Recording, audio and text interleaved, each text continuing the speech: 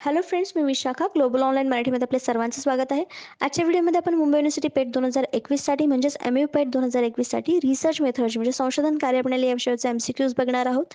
MCQs through आपल्या concept clear करणार आहोत, कारण आपल्या कन्सेप्ट क्लिअर करणं खूप गरजेचं असतं आणि कन्सेप्ट क्लिअर झाल्यानंतरच आपण एखादी एक्झाम अपियर होऊ शकतो किंवा ती क्लिअर करू शकतो. यासाठी ही व्हिडिओ सिरीज आहे, ज्याच्यामध्ये रिसर्च मेथॉडॉजीवरचा तुमचा कंप्लीट अभ्यास होणार आहे, ज्याच्यामध्ये आपला आजचं हे 25वा लेक्चर आहे. ऑलरेडी 24 लेक्चर्स कंप्लीट झाले आहेत रिसर्च मेथॉडॉजी या टॉपिकवरती. सेशनला सुरू करण्यापूर्वी जे स्टुडंट्स या एक्झामसाठी प्रिपरेशन करणार आहे त्यांच्यासाठी आमच्याकडे एक स्पेशल क्रॅश कोर्स आहे, ज्याच्यामध्ये तुम्हाला ही एक्झाम क्रॅक करण्याचा एक मंत्र मिळणार आहे, ज्यामध्ये तुम्हाला फुल सिलेबस व्हिडिओ लेक्चर्स मिळणार आहेत, फुल सिलेबस नोट्स मिळणार आहेत, 10 टेस्ट मिळणार आहेत. रिसर्च मेथॉडॉजीवरती जास्तीत जास्त प्रॅक्टिस करून तुम्ही ही एक्झाम क्रॅक करू शकता. त्यासाठी ह्या 10 टेस्ट आहेत स्पेशल रिसर्च मेथॉडॉजीवरती. तर या सर्वचा अभ्यास करून तुम्ही सहजपणे ही टेस्ट जे आहे पेट एक्झाम जे आहे ते क्लिअर करू शकता. ही टेस्ट सिरीज जॉईन करण्यासाठी, हा कोर्स जॉईन करण्यासाठी फक्त दिलेल्या व्हॉट्सअप नंबरवरती मेसेज करायचा आहे. त्याची फीस फक्त 499 रुपये आहे. लवकरात लवकर कोर्स जॉईन करा, जेणेकरून या एक्झामला तुम्ही टार्गेट करून ही क्लिअर करू शकाल. आजच्या सेशनमध्ये आपण कव्हर करणार आहोत relation of researcher and literary criticism, relations of research and history of literature, difference between research in literary subject and in scientific and social studies, formulation of hypothesis in research. तर हे आपले points आपण आजच्या सेशनमध्ये cover करणार आहोत MCQ through. सुरू करूया आजचा पहिला प्रश्न. When planning to do a social research, it is better to. सामाजिक संशोधन करण्याचे नियोजन करताना हे करणे चांगले असते. काय चांगले करावे? ऑप्शन्स दिलेले आहेत, त्यापैकी एक करेक्ट ऑप्शन आपल्याला चॉईस करायचा आहे. ऑप्शन बघूया. Approach to the topic with an open mind. मोकळ्या मनाने विषयाकडे जा किंवा घ्या.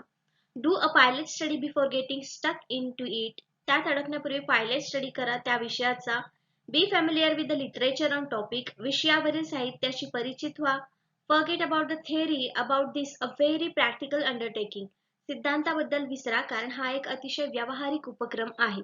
त्यापैकी करेक्ट ऑप्शन कोणता असणार आहे? When planning to do a social research. जेव्हा आपल्याला सामाजिक संशोधन करायचं असतं तेव्हा कुठली गोष्ट यापैकी करणं हे चांगलं असतं, हे आपल्याला या ऑप्शन्स पैकी सांगायचं आहे. त्याचं करेक्ट आन्सर जे आहे ते आहे C.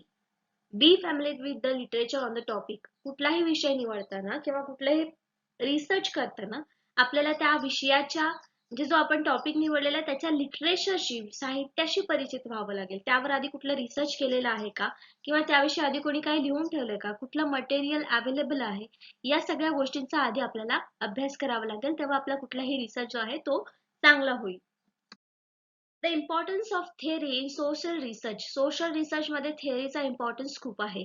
Is to help us to understand more clearly how we see the world. तर आपण जग कसे पाहतो आहोत किंवा कसे पाहायला हवेत हे आपल्याला थिअरी सांगते. कशाची थिअरी? तर सोशल रिसर्चची. The more we think about this, the more we realise how impractical it is to ignore theory. थिअरीला इग्नोर करणं, जेव्हा आपण अभ्यास करतो जगाचा आणि ज्या थेअरी आपण बघितलेल्या आहेत त्याचा, तेव्हा आपल्याला कळतं की किती इम्प्रॅक्टिकल आहे त्या थेअरी आपण इग्नोर करणं, म्हणजे त्याच्याकडे लक्ष न देणं हे किती इम्प्रॅक्टिकल आहे. Having an open mind essential when it comes to analyze our data. But which data? Familiarity with the literature on the topic is important because it helps us to figure out our research question and consequently the kind of data we need. Doing a pilot study is highly recommended once we have established a research plan, not before. म्हणजे या गोष्टी आपल्याला किती आवश्यक आहे हे आपल्याला social रिसर्चचा अभ्यास करताना कळतो. नेक्स्ट क्वेश्चन बघतो आपण सेकंड नंबरचा.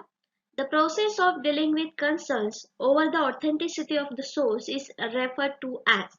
स्रोताच्या सत्यतेबद्दलच्या चिंतेचा सामना करण्याची प्रक्रिया म्हणून संबोधली जाते. जे आपण स्रोत निवडतो रिसर्च करताना, ज्यातून आपण आपले डेटा गोळा करतो, तर त्याची ऑथेंटिसिटी म्हणजे सत्यतेबद्दल पडताळणी करताना काही गोष्टींचा सामना करावा लागतो. तर त्या प्रक्रियेला काय म्हणतात ते आपल्याला शिकायचं आहे किंवा सांगायचं आहे. ऑप्शन्स आहेत sourcing, internal criticism, secondary criticism and external criticism.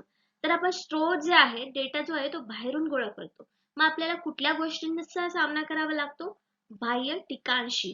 ह्या टीका ज्या आहेत त्या बाहेरून त्याच्यावरती होतच राहतात की हा डेटा असा आहे तो तसा, त्याच्यावरती वेगवेगळ्या प्रकारच्या टीका होतात आणि त्याच्यानंतर मग आपल्याला थोडासा याबद्दल सामना करावा लागतो इन द सेन्स की हे खरंच माहिती आहे का, याच्यावरती खरंच जो अवेलेबल डेटा आहे तो कितीपत सत्य आहे हे आपल्याला पडताळून पुन्हा पुन्हा पाहावं लागतं, आणि ही एक प्रक्रिया आहे ज्याला आपण एक्सटर्नल क्रिटिसिझम म्हणतो. म्हणून याचं करेक्ट आन्सर काय आहे?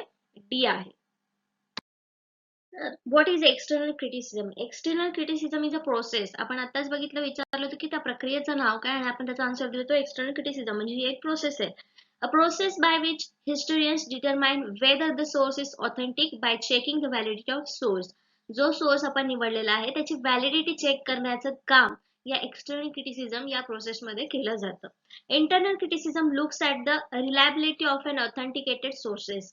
तर इंटरनल क्रिटिसिझम काय करतं? एक्सटर्नल क्रिटिसिझम तर आपल्याला व्हॅलिडिटी सांगतं चेक करून सोर्सेसची, तर इंटरनल क्रिटिसिझम तिथेच रिलायबिलिटी म्हणजे विश्वसनीयता किती आहे त्याच्यामध्ये, सोर्स मध्ये जो आपण निवडलेला आहे त्याच्याबद्दल माहिती देत असते. तर आपल्याला एक्सटर्नल क्रिटिसिझम आणि इंटरनल क्रिटिसिझम समजलं. After it has been subjected to external criticism, जेव्हा आपण पहिले क्रिटिसिझम कुठला होतं? एक्सटर्नल, आणि त्याच्यानंतर मग आपण त्याला इंटरनल क्रिटिसिझम मध्ये टाकतो. पहिले त्याची व्हॅलिडिटी चेक करतो, व्हॅलिडिटी झाल्यानंतर मग रिलायबिलिटी चेक करतो. तर ह्या दोन क्रिटिसिझम्स आहेत, एक्सटर्नल क्रिटिसिझम आणि इंटरनल क्रिटिसिझम्स. नेक्स्ट क्वेश्चन बघतो आपण थर्ड नंबरचा. The following is a step in process of historical research. ऐतिहासिक संशोधनाच्या प्रगतीतील एक पाऊल आहे. ऐतिहासिक संशोधनावरती आपण आज MCQs बघणार होतो, आणि ह्याच्यामध्ये आपल्याला विचारलेलं आहे की हिस्टॉरिकल रिसर्च मध्ये दिलेल्यांपैकी कुठली एक स्टेप आहे प्रोसेस मधली. ऑप्शन्स आहेत आयडेंटिफिकेशन, अ रिसर्च टॉपिक, ही तर आपल्या प्रत्येक रिसर्च मधली स्टेप आहे म्हणून ही पण असणार आहे. डेटा सिंथेसायझिस, डेटा संश्लेषण, data collection, all of the above. तर डेटा सिंथेसिस आणि डेटा कलेक्शन ह्या दोन्ही प्रोसेस आपल्याला सगळ्याच रिसर्च मध्ये भेटतात, आणि ऐतिहासिक रिसर्च मध्ये म्हणजे ऐतिहासिक संशोधनामध्ये देखील या प्रोसेस आपल्याला लागू होतात. म्हणून आपलं करेक्ट आन्सर इथे काय यायला पाहिजे? ऑल ऑफ द अबोव वरील सर्व स्टेप्स प्रोसेस जे आहेत ते हिस्टॉरिकल रिसर्च मध्ये सुद्धा आपल्याला दिसतात. आपलं ऑप्शन इथे करेक्ट डी आहे. ऑल ऑफ द अबोव वरील सर्व पॉइंट्स प्रक्रिया आपल्याला हिस्टॉरिकल रिसर्च मध्ये देखील दिसतात. Making sure your history paper has substance, म्हणजे आपल्या हिस्टॉरिकल पेपरमध्ये कुठल्या गोष्टी असल्या म्हणजे ते चांगल्या प्रकारचा रिसर्च किंवा पेपर होईल historical. Get off to the good start, पहिले गुड स्टार्ट करायचे म्हणजे रिसर्च क्वेश्चन आपल्याला व्यवस्थित निवडायचे आहे. अवॉइड प्रिटेशनस वॅपिड बिगिनिंग्स, काहीतरी वायफळ किंवा मोठ्या स्टेटमेंटनी बिगिनिंग करणं टाळलं पाहिजे. स्टेट अ क्लिअर थेसिस, आपल्याला क्लिअर म्हणजे एकदम क्लिअर थेसिस मांडायचं आहे. बी शुअर टू अनालाइज, जे आपण अनालाइज करणार आहोत, विश्लेषण करणार आहोत त्याबद्दल आपण शुअर असलं पाहिजे. यूज एव्हिडन्स क्रिटिकली, जे आपल्याकडे पुरावे आहेत ते व्यवस्थितरित्या मांडायचे आहेत. Be precise. Watch the chronology, chronology म्हणजे काय? हे नंबर सिरीज प्रमाणे किंवा आपण काय म्हणतो त्याला की ओळीने सगळ्या गोष्टी तिथे बघायच्या आहेत, आणि मगच आपल्याला त्याच्यावरती अभ्यास करायचा आहे. साईट सोर्सेस केअरफुली, जे सोर्सेस आपण वापरलेले आहेत ते व्यवस्थित रेफरन्स मध्ये टाकायचे आहेत, जेणेकरून आपल्या पेपरची किंवा प्रोजेक्टची जी रिलायबिलिटी आहे ती वाढणार आहे. यूज प्रायमरी सोर्सेस, तर मोस्टली आपल्याला प्रायमरी सोर्सेस तिथे यूज करायचे आहे. हिस्ट्रीचा पेपर लिहिताना सुद्धा मोस्टली जर हे सोर्सेस आपण वापरले तर आपला पेपर जो आहे, रिसर्च पेपर जो आहे तो एकदम चांगल्या क्वालिटीचा होतो. नेक्स्ट क्वेश्चन बघतोय आपण फोर्थ नंबरचा. Oral history can be based on, मौखिक इतिहास यावर आधारित असू शकतो. तर ओरल हिस्ट्री हा कशावर आधारित असू शकतो? आपल्याला ऑप्शन्स दिले आहेत. इंटरव्ह्यू विथ पीपल, लोकांच्या मुलाखती, मुलाखतीमध्ये देखील लोक बोलतात म्हणजे हा देखील एक ओरल स्रोत होणार आहे. नंतर स्टोरीज अँड टेल, कथा, काही गोष्टींमधून आपण काहीतरी बोध घेतो किंवा काही पूर्वीचे महाराजा किंवा एखाद्या महालाची कथा, या सगळ्या स्टोरीज आणि टेल्स याच्यावरून सुद्धा आपण हिस्ट्री सांगत असतो, म्हणजे हे सुद्धा आपल्या ओरल हिस्ट्री मध्ये ऍड होऊ शकतं. सॉंग्स, गाणी, जसे की आपण पोवाडे वगैरे म्हणतो त्याच्यामध्ये देखील आपल्याला माहिती मिळत असते. प्रत्येक एका व्यक्तीची किंवा हिस्टॉरिकल एका पर्सनॅलिटीची माहिती आपल्याला मिळत असते, एखाद्या ठिकाणची माहिती मिळत असते. म्हणजे सॉंग्स देखील आपल्या ओरल हिस्ट्रीचा एक सोर्स आहे असं आपण इथे म्हणू शकतो. म्हणजे आपलं करेक्ट आन्सर काय येणार आहे? इथे तिन्ही ऑप्शन्स आपल्याला ओरल हिस्ट्री मध्ये असू शकतात. मग आपलं इथे ऑप्शन काय येणार आहे? D, all of the above. वरील सर्व ज्या गोष्टी आहेत याच्यावर मौखिक इतिहास आधारित असू शकतो. या सगळ्या गोष्टीवर आपण ऐतिहासिक रिसर्च साठी माहिती मिळवू शकतो. According to the oral history association, oral history association आहे ज्याच्यामध्ये आपल्याला ह्या सगळ्या माहिती इन्फॉर्मेशन मिळू शकतात किंवा त्याच्यामध्ये सोर्स असू शकतो आपल्या डेटाचा. Oral history is a field of study and a method of gathering, perceiving and interpreting the voice, memories of people, communities and participants in the past events. Past events म्हणजे मागे भूतकाळात काही इव्हेंट्स झालेले आहेत, त्या इव्हेंट्स मधल्या लोकांच्या memories, त्या लोकांच्या कम्युनिटी म्हणजे ज्या ग्रुप्स होते त्यांचे काही व्हॉइसेस किंवा माहिती जी मौखिकरित्या सांगितलेली आहे त्या सगळ्यांची माहिती इथे ओरल हिस्ट्रीमध्ये जमा केली जाते. Oral history is about memory lived experiences. जे अनुभवपूर्ण मेमरीज आहेत आपल्या त्या सगळ्या ओरल हिस्ट्रीमध्ये आपण साठवत असतो किंवा त्याला ओरल हिस्ट्रीमध्ये इन्क्लूड करत असतो. It is about listening and beginning hurt. म्हणजे हे फक्त ऐकण्याशी रिलेटेड आहे किंवा ऐकणं सुरू करण्याशी रिलेटेड गोष्टी आहेत ओरल हिस्ट्री म्हणजे.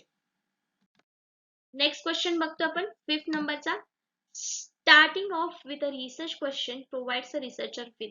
संशोधन प्रश्नाने प्रारंभ करणे संशोधकाला प्रदान करते. काय प्रदान करते?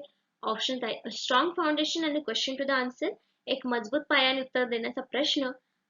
देअर हायपोथेसिस त्याची परिकल्पना. देअर नल हायपोथेसिस त्याची शून्य परिकल्पना. Accurate information about how accomplish our experiment. प्रयोग कसा पूर्ण करायचा याबद्दल अचूक माहिती देते. तर प्रयोग कसा पूर्ण करायचा याबद्दल आपल्याला सुरुवातीला प्रश्न निवडताना कळणार आहे का काय माहिती घ्यायची आहे? नाही. नल हायपोथेसिस आणि हायपोथेसिस या तर पुढच्या स्टेप झाल्या. मग सुरुवातीला आपल्याला रिसर्च क्वेश्चन काय प्रोव्हाइड करतात? तर एक स्ट्रॉंग फाउंडेशन पाया, जो आपण विषय निवडलेला आहे त्याच्याबद्दल इन्फॉर्मेशन किती अवेलेबल आहे, तो विषय किती महत्वाचा आहे याबद्दल आपल्याला एक स्ट्रॉंग फाउंडेशन तयार करतं एक रिसर्च क्वेश्चन. आणि रिसर्च क्वेश्चन चांगला दिला की त्याला आन्सर करण्यासाठी आपल्याला चांगली माहिती आपण गोळा करण्यासाठी सुरुवात करतो. म्हणजे स्टार्ट करण्यासाठी आपल्याला रिसर्च क्वेश्चन काय प्रोव्हाइड करतो? Strong foundation. म्हणजे आपलं करेक्ट आन्सर काय येणार आहे? A. A strong foundation and a question to the answer. A good research question should be focused on a single topic or a several closely related ideas. The good research question आपल्याला काय देतो की एका single topic वरती focus करायचा आहे, त्याच्यावरती related मग वेगवेगळ्या आयडियाज, माहिती, इन्फॉर्मेशन आपल्याला जमा करायचे. If it isn't you won't end up with a good thesis. जर असं नाही झालं तर मग तुम्ही शेवट चांगला करू शकत नाही, गुड थेसिस तुम्ही प्रोव्हाइड करू शकत नाही. If a question is too general or doesn't stay on one topic. जर क्वेश्चन तुम्ही एकदम नॉर्मल निवडलाय, ज्याच्यावर भरपूर जणांनी रिसर्च केलाय आणि तो एकच टॉपिक तुम्ही त्याच्यावर राहिलेला आहात, you can fix it by deciding which part of topic you want to research. मग तुम्ही त्याच्यातला कुठला पार्ट नेमका एक्सप्लेन करणार आहात किंवा कुठला पार्ट तुम्ही त्याच्यावर रिसर्च करणार आहात हे तुम्ही स्वतः डिसाइड करू शकत नाही. जर तुम्ही एकच टॉपिक निवडला नाही किंवा जनरल टॉपिक निवडला, खूपच कॉमन क्वेश्चन निवडला, तर त्यावरती असे प्रॉब्लेम्स तुम्हाला येऊ शकतात. गुड रिसर्च क्वेश्चन जर आपल्याला पाहिजे असेल तर गुड थेसिस जर आपल्याला पाहिजे असेल तर गुड रिसर्च क्वेश्चन देखील आपल्याला चॉईस करणं गरजेचं आहे. म्हणून इथे आपण गुड रिसर्च क्वेश्चन का आवश्यक आहे हे आपण एक्सप्लेन करू शकतो.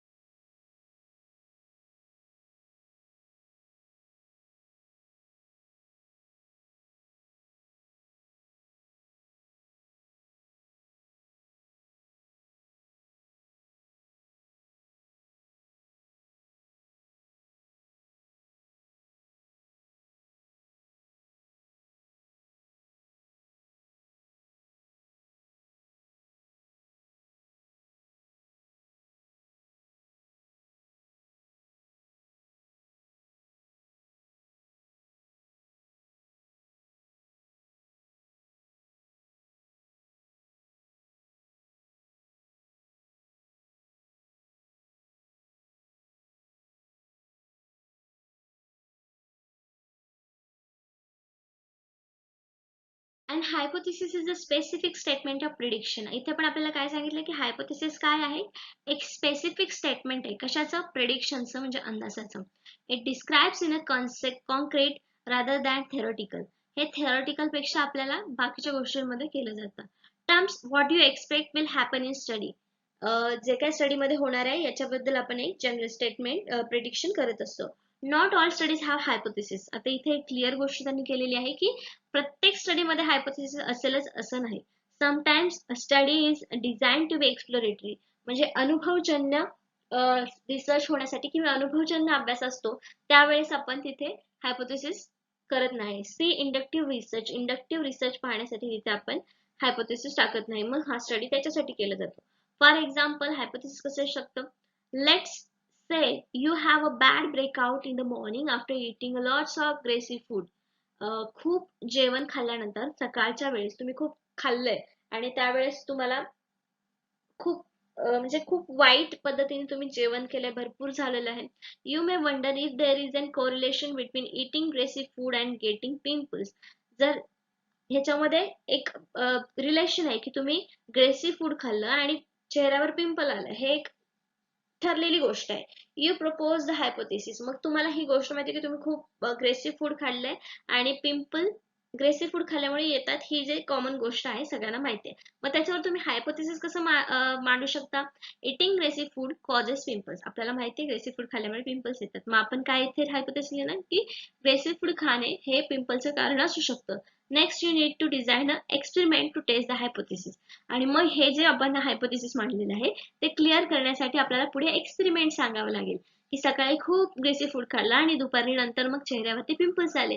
हे एक्सपेरिमेंट मध्ये आपण जेव्हा प्रूव्ह होतो, जे कन्क्लुजन आपल्याला निघतं, तेव्हा मग आपला हायपोथेसिस इथे प्रूव्ह होतं. हे सिम्पल हायपोथेसिस कसं मांडलं पाहिजे हायपोथेसिस याच. नेक्स्ट क्वेश्चन बघतोय 7th नंबरचा. Who launch the modern scientific history. आधुनिक वैज्ञानिक इतिहास कोणी सुरू केला? तर ही गोष्ट जी आहे याच्यामध्ये आपल्याला डायरेक्ट आन्सर माहिती असणं गरजेचं आहे जेव्हा अशा प्रकारचे क्वेश्चन्स येतात.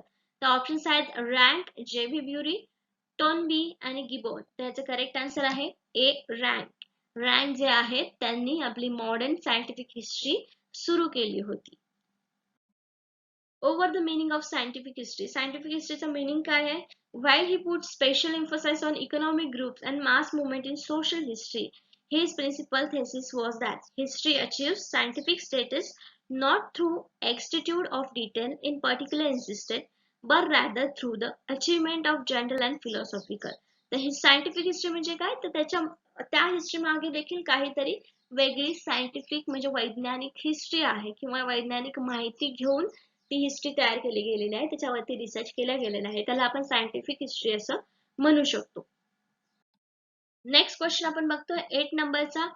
Heuristic is also called. Heuristic देखील म्हटले जाते. कशाला? दिलेल्या ऑप्शन पैकी कशाला ह्युरिस्टिक असं म्हटलं जातं? ऑप्शन आहे internal criticism, external criticism, higher criticism and lower criticism. त्याचं करेक्ट आन्सर बी आहे, एक्सटर्नल क्रिटिसिझम. एक्सटर्नल क्रिटिसिझमला ह्युरिस्टिक देखील आपण म्हणतो. तर हे मी डायरेक्ट आन्सर सांगितलं कारण याच्या मागे आपण क्वेश्चन वरतून लॉजिक लावू शकत नाही. हे आपल्याला माहिती पाहिजे की ह्युरिस्टिकला आपण एक्सटर्नल क्रिटिसिझम असं देखील म्हणू शकतो. मग डायरेक्ट आन्सर बी आहे. A heuristic. आता ह्युरिस्टिक काय? Or a heuristic technique is an approach to problem solving. आता हा अप्रोच जो आहे तो प्रॉब्लेम सॉल्विंग साठी वापरला जातो.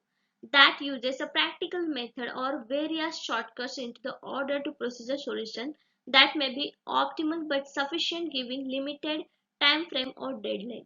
ही एक टेक्निक आहे ज्याच्यामध्ये सगळी माहिती आपण एका वेळेमध्ये स्पेसिफिक वेळेमध्ये सफिशियंट डेटा आपण मिळवू शकतो. Heuristic methods are intended to be flexible and are used for quick decisions. Heuristic method कशासाठी वापरली जाते? तर क्विक डिसिजन घेण्यासाठी, आपल्याला माहिती मिळवण्यासाठी. Especially when finding an optimal solution is either impossible or impractical when working with the complex data. तर काही वेळेस आपण कॉम्प्लेक्स डेटा सोबत काम करत असताना ऑप्टिमल सोल्युशन शोधण्यासाठी इम्पॉसिबल किंवा इम्प्रॅक्टिकल असतं हा ह्युरिस्टिक टेक्निक वापरणं. तर एक्सटर्नल क्रिटिसिझम काय होतं ते आपल्याला समजलं की आपण व्हॅलिडिटी तपासत असतो दिलेल्या सोर्सेसची. तर होलिस्टिक मध्ये टेक्निक मध्ये देखील आपल्याला ह्या गोष्टी सगळ्या निवडाव्या लागतात की कुठली गोष्ट सोर्स आपल्याला यूज करायचा आहे किंवा क्विक डिसिजन साठी यातली मेथड वापरावी लागते डेटा सोर्स साठी रिलेटेड त्याच्याशीच आहे. म्हणून ह्युरिस्टिकला आपण एक्सटर्नल क्रिटिसिझम असं देखील म्हणू शकतो. नेक्स्ट क्वेश्चन बघतो आपण 9th नंबरचा. An historian reached a broad conclusion of his work is called. जेव्हा इतिहासकार त्याच्या कार्याच्या व्यापक निष्कर्षापर्यंत पोहोचला त्याला काय म्हणतात? ऑप्शन्स आहेत theory, generalization, conclusion and formula. Formula निघणार आहे का हिस्टॉरिकल रिसर्च मध्ये? नाही. कन्क्लुजन निघणार आहे का? कन्क्लुजन तर एक्सपेरिमेंटल केलेल्या गोष्टींमध्ये निघतात. आणि थिअरी मध्ये सुद्धा एक लास्ट स्टेटमेंट जे असतं ते प्रूव्ह केलेलं असतं आपण. मग ते सुद्धा प्रूव्ह करण्यासाठी आपल्याला एखादा एक्सपेरिमेंट किंवा थिअरी मांडावीच लागते. मग रिसर्च मध्ये, हिस्टॉरिकल रिसर्च मध्ये काय निघतं? शेवटी आपल्याला जे स्टेटमेंट मागितलेलं आहे, जी माहिती आपल्याकडे अवेलेबल आहे त्याच्यामध्ये आपण जनरलायझेशन करतो. म्हणजे इथे करेक्ट आन्सर काय येणार आहे? बी. इथे करेक्ट ऑप्शन बी आहे, कारण हिस्टरीमध्ये शेवटी कन्क्लुजनला पोहोचतो तेव्हा त्याला आपलं जे स्टेटमेंट आहे किंवा आपण जे मांडलेली माहिती आहे त्याचं जनरलायझेशन, सामान्यीकरण केलं असं आपण तिथे म्हणतो. A generalization is a linkage of disparate of or unrelated facts. काही गोष्टी ज्या आहेत आणि लिंकेज आहेत त्यांचं डिसेपरेशन केलं जातं जनरलायझेशन मध्ये. इन टाइम और स्पेस विथ इच अदर, म्हणजे जे टाइम दिलेला आहे, जागा दिलेली आहे, त्या पर्टिक्युलर जागेमध्ये जनरलायझेशन केलं जातं. म्हणजे जे हिस्टॉरिकल विषय आपण निवडलेला आहे त्या विषयाच्या बाउंड्री मध्येच राहून त्याचं जनरलायझेशन केलं जातं. More widely, generalization are the mean through which historians understand their materials and try to provide their understanding of the facts to others. म्हणजे काय, हिस्टॉरिकल जे रिसर्च करत असतात, जो विषय त्यांनी निवडलेला आहे त्या विषयाशी अंडरस्टँडिंग करण्यासाठी जे त्यांच्याकडे मटेरियल अवेलेबल आहे त्याच्यामधूनच ते फॅक्ट काय आहे याच्याबद्दल समज सगळ्या लोकांपर्यंत पोहोचवत असतात. मग त्याच गोष्टीला, त्याच प्रोसेसला आपण जनरलायझेशन म्हणतो किंवा जनरलायझेशन केलेलं आहे असं आपण तिथे म्हणतो किंवा प्रूव्ह करतो. नेक्स्ट क्वेश्चन बघतो आपण 10th नंबरचा. In evaluating historical research sources, external criticism, ऐतिहासिक संशोधन स्रोतांचे मूल्यांकन करताना बाह्य टीका काय करतात? आपल्याला माहिती आहे बाह्य टीका ह्या व्हॅलिडिटी चेक करत असतात. तर ऐतिहासिक संशोधनामध्ये बाह्य टीका काय करतात हे आपल्याला सांगायचं आहे. ऑप्शन आहे, can involve the use of carbon dating and hydrating expert, म्हणजे कार्बन डेटिंग आणि हस्तलेखन तज्ञांचा वापर समाविष्ट करू शकतो. तर बाह्य टीका व्हॅलिडिटी चेक करताना आपण हे करू शकतो. helps determine the validity, trustworthiness and authenticity of the sources, हे तर एक्सटर्नल क्रिटिसिझम करतात, म्हणजे ए आणि बी दोन्ही आहे. can involve use of historical and linguistic knowledgeable with the writing style of the period, त्यावेळी जी काही भाषा लिहिली गेली ती त्याच्याबद्दल काही माहिती आपल्याला लँग्विस्टिक एका टेक्निक नुसार माहिती आपण घ्यायची. कालखंडातील लेखनशैलीसह ऐतिहासिक भाषाशास्त्रज्ञांचा वापर समाविष्ट करू शकतो. तर ह्या सगळ्या गोष्टींनी आपल्याला त्याची व्हॅलिडिटी मिळू शकते, इव्हॅल्युएशन आपण करू शकतो. दिलेल्या ऑप्शन्स पैकी सगळ्याच ऑप्शननी आपण एक्सटर्नल क्रिटिसिझमनी सोर्सेसची व्हॅलिडिटी चेक करू शकतो. म्हणजे आपल्या इथे करेक्ट आन्सर काय यायला पाहिजे, D, all of the above. वरील सर्व गोष्टी ज्या आहेत त्या आपल्याला हेल्प करू शकतात हिस्टॉरिकल रिसर्च सोर्सेसचं इव्हॅल्युएशन करण्यासाठी. एक्सटर्नल क्रिटिसिझम ह्या सगळ्या गोष्टी आपल्याला यूज करण्याची परवानगी देते किंवा यूज केल्यानंतर तिथे आपली व्हॅलिडिटी चांगली निर्माण होते. एक्सटर्नल क्रिटिसिझम, आता ही गोष्ट आपण सुरुवातीलाच बघितलेली आहे, which is also non as lower criticism. तर इथे दोन नाम आपल्याला कळाले की एक्सटर्नल क्रिटिसिझमला आपण ह्युरिस्टिक पण म्हणू शकतो किंवा लोअर क्रिटिसिझम असं देखील म्हणू शकतो. Lower criticism is a tool use by historians and exegetes to determine the validity of the document. हे कशासाठी यूज करतात हिस्टोरियन, तर जे डॉक्युमेंट्स आहेत त्यांची व्हॅलिडिटी चेक करण्यासाठी, particularly document with some sort of historical significance, ज्याच्यामध्ये ऑलरेडी काहीतरी सिग्निफिकन्स आहे हिस्टॉरिकल गोष्टींचा, त्या गोष्टी तिथे यूज करत असतात. It is the first of two stages of enquiry for it is followed by the internal criticism. हे पहिल्या दोन आहेत स्टेजेस, जे एक्सटर्नल क्रिटिसिझम आणि इंटरनल क्रिटिसिझम. हे एक्सटर्नल क्रिटिसिझम मध्ये आपण व्हॅलिडिटी चेक करतो, तर इंटरनल क्रिटिसिझम मध्ये रिलायबिलिटी चेक करतो. तर हे दोन क्रिटिसिझम आहेत महत्वाचे, ते आपल्याला समजले. हा, तर अशा प्रकारचे आपले 10 क्वेश्चन, 10 कन्सेप्ट ज्या रिसर्चच्या या पार्टवरती, या टॉपिकवरती, याच्या टॉपिकवरती आधारित होते. नेक्स्ट लेक्चरमध्ये आपले काही जे टॉपिक राहिले असतील तर ते आपण घेणार आहोत. आजच्या सेशनसाठी धन्यवाद.